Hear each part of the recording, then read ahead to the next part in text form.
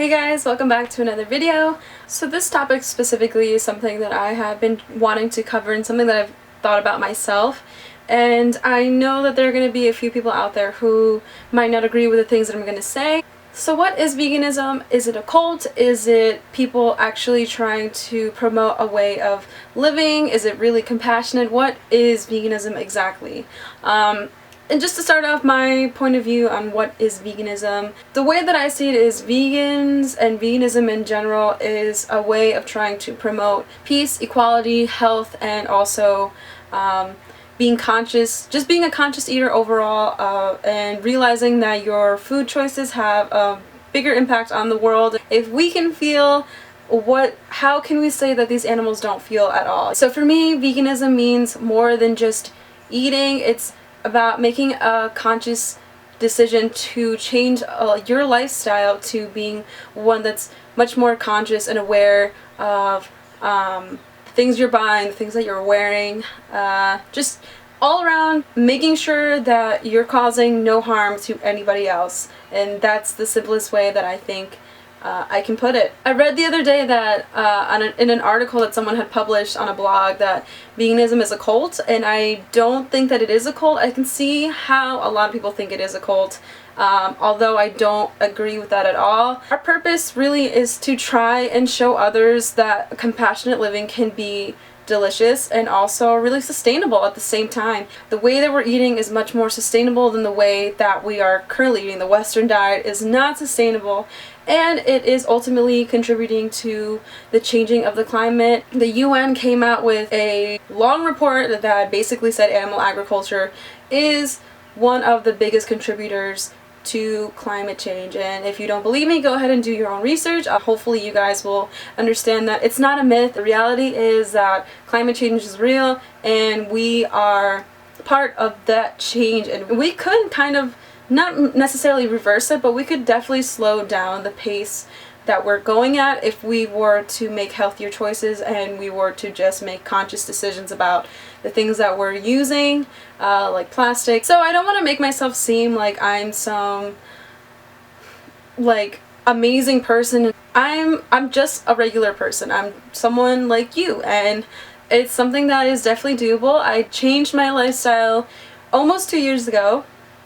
I think I'm actually going to make 2 years this month, and I'm really overall grateful that I made such a really amazing change to my life, because not only am I not supporting industries that are allowing for such cruelty to happen, but I am also trying to make a difference in not only myself but in the world. I'm trying to leave some sort of footprint here, and not a bad one. I'm not trying to leave a carbon footprint. I'm trying to leave the opposite. I'm trying to leave a positive footprint, and I'm trying to show others that it's completely possible to live on a plant-based diet. And I think that most people are really afraid to change to a plant-based diet because that they're afraid of the social aspects that are going to come with that, and also just the fact that they're going to be giving up comfort foods that they have eaten for a really long time, and that's completely understandable. I had to work on it.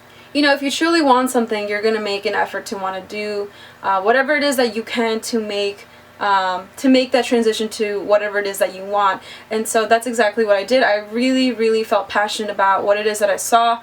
I was totally against all of the cruelty, and I understood that I was being a hypocrite by saying that I loved animals yet I ate them, because there is no difference between domesticated animals and the farm animals that we choose to eat. They are still both animals and they both deserve respect, and we can't go ahead and say that one of them deserves to live more than the other. And so I feel completely okay with the decision that I made. I'm okay with the ethics and the morals that come with it, and I completely agree with it, and a lot of people don't agree with that, and that's okay. I think at the end of the day, what we should be doing as a community is trying to support one another and try to promote a healthier lifestyle rather than trying to bash our ideas and views on other people's throats, because I don't find it to be a really effective way of promoting a healthier lifestyle and a more compassionate lifestyle. And so what I like to do is show people, well, what I eat, and I think that that's something that is really a really positive way of showing people that it's completely possible and it's really delicious and you can still eat a bunch of food without having to feel unsatisfied or feeling like you're missing out from whatever else someone is eating. And thankfully we have a whole bunch, there's a bunch of different mock meats, there's a bunch of different cheeses that you can try. There's diet cheese, there's chow cheese, we have pizzas, ice creams. There is an alternative for basically everything that you can think of. There's no way that it's not possible to try something to try a lifestyle that's meat and dairy free. I will say that it is slightly more expensive, but I think in the long run it's still just as expensive as if you were buying meat and regular cheese. But in the end it's healthier for you, and even the junk food, vegan junk food is still slightly much better for you, although it's still not as good for you as eating a whole foods plant-based diet, which is something that I like to promote a lot more, though I don't necessarily follow it all the time. And that's fine because I'm normal and I'm human and I enjoy having pizza and nachos every once in a while, and I think that's okay. I'm just grateful that I can still go out and have food without having to risk I guess the social implications that I think most people are afraid of. Most people are afraid to go out and, be open about what it is that they do, and I'm not gonna lie, there are still a lot of moments where I don't feel really comfortable with sharing my lifestyle and sharing my story because there are certain places where you should and shouldn't do them, and I find that if somebody is really curious to know and is really curious to find out what it is that I eat and not being curious for the simple reason of trying to mock me for what it is that I'm doing, then I will go ahead and talk to somebody. One main problem that I have with the vegan movement and veganism in general is the word vegan. This is something that I've been thinking about quite recently. It wasn't something that really came up before. I hadn't really thought about it until I recently started just thinking about it on my own, and I started thinking, well, do I like being called vegan? Do I like this word?